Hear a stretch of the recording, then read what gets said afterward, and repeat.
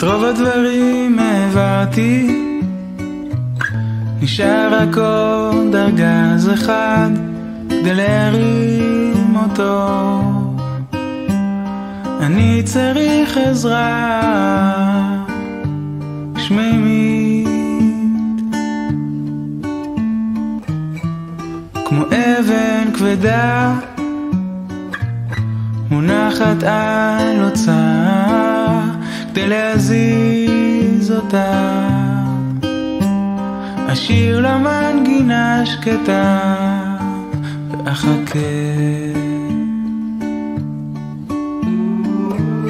זה כמו לקפוץ מצוק ולהתחיל לעוף בכוח אמונה, לקחת נשימה גדולה, לרוץ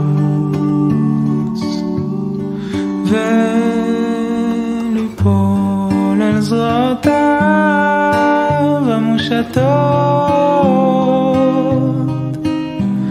ליפול אל זרועותיו המושטות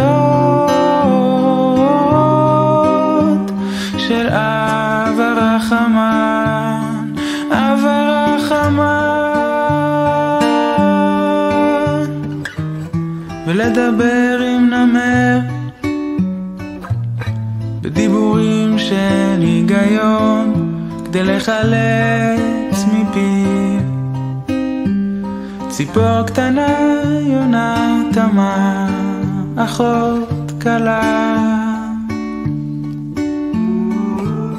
ולעשות שלום ביני לבין עצמי צריך הרבה חוצפה, ידיים אמונה, עיניים לעצור וליפול על זרועותיו המושטות, ליפול על זרועותיו המושטות של אב הרחמן, אב הרחמן. ליפול על זרועותיו המושטות, ליפול על זרועותיו המושטות